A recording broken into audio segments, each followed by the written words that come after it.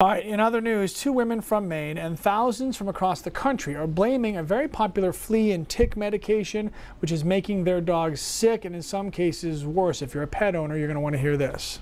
Yeah, both the company that makes the drug and some local vets say there is no scientific evidence that supports these claims. Christina Rex started digging into this story a few weeks ago.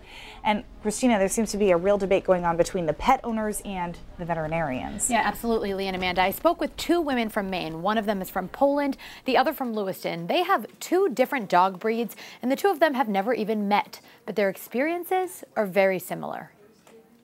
She started the vomiting, the dehydration, a lot of drinking, just excessive amount of drinking. The diarrhea started the next day. the fatigue, Still very lethargic, and she'd be trembling all over. 2 women and their dogs. it's gonna be okay.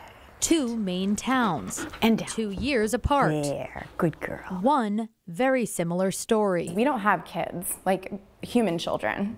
These dogs are our kids. The minute I saw her, it was just instant love, and yeah, she went everywhere with me. Just was my constant companion. Companions through thick and thin. Callie got sick in September 2015. Lizzie earlier this month. Both owners say the symptoms started within minutes of taking Bravecto, a prescribed ingestible flea and tick medication. I got nervous, and my immediate thought was, okay, she's experiencing some side effects from this medication I just gave her. Lizzie became lethargic and started vomiting. Lizzie, you okay? Callie passed out and was unresponsive for 10 minutes. Panic, just crying, panic, shaking her. Callie. Merck Animal Health released Bravecto in 2014. According to the company, it has been proven safe in more than 55 research studies. I wish that I had done my homework before this product. That homework included a quick internet search and connecting with a Facebook group, 40,000 strong, to talk about Bravecto and any potential impact it had on your dog. Bravecto's packaging says common side effects are nausea, diarrhea, and loss of appetite. But thousands of people claim the effects are much worse. Since Bravecto's release in 2014, more than 16,000 complaints have been filed with the FDA about adverse effects in dogs who took the chew. That's compared to 3 complaints for dogs who use the topical version of Bravecto. The reports for the chew cite seizures, vomiting, and in some cases, even death. I love you so much. Ashley took 9-year-old Lizzie, who's diabetic, to see 4 vets.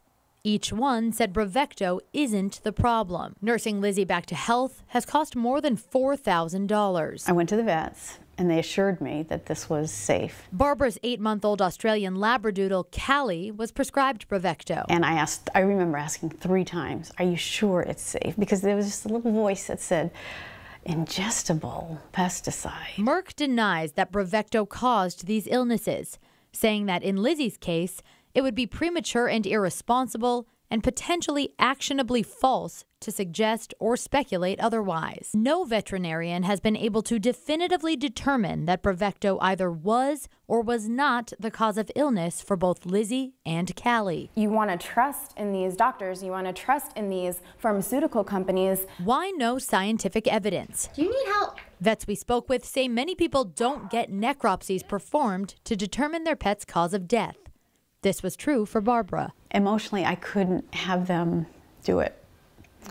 I couldn't do it, and it was probably a mistake. Both women have filed complaints of adverse effects with the FDA and with Merck Animal Health. Barbara also filed with the SPCA Poison Control Center and the European Medicines Agency. In an email to News Center, a Merck representative wrote that the company takes every report of a potential adverse event seriously and investigates thoroughly. In both cases, Merck has paid some of the vet bills. We're okay to pay for that. Try to eat it. Ashley says 2 weeks later, Lizzie still struggles with jaw paralysis and vomiting, but she's slowly making a recovery. Callie wasn't as lucky. At 6:40 gave Bravecto, 6:50 eyes glazed over. Barbara documented every symptom Callie experienced as her health declined. And that was not my dog. She died 7 weeks and 2 days after her dose of Bravecto. Sunny. It took Barbara almost 2 years to have the courage to bring a new dog into the family. And now I can't imagine life without her. And even with Sunny Grace around, she can't get Callie off her mind. I will always blame myself. That guilt will never go away, that I gave that to that poor sweet dog. What both Ashley and Barbara told me they want is more testing done and a more descriptive warning label on the box for Bravecto. Okay, so here's the question, Christina. If there is no scientific evidence that Bravecto caused these symptoms, how and why was there that warning label? So what some local vets say is that not enough testing has been done, not enough research on dogs whose owners reported problems with the treatment. It's hard to determine a link between Bravecto and the symptoms their pets are experiencing. So more necropsies would have to be done and tested before the company could actually consider changing that warning label. All right, so this is a lot of information that we just gave you guys. So we want to make sure, it's also a small piece of the story. So if there's any of it that you didn't see on TV, it's available on our websites, our mobile apps, and we certainly recommend that you go there if you have any questions at all, because that was a lot that we just kind of threw at you. And that's a great job. You've been working on this for weeks.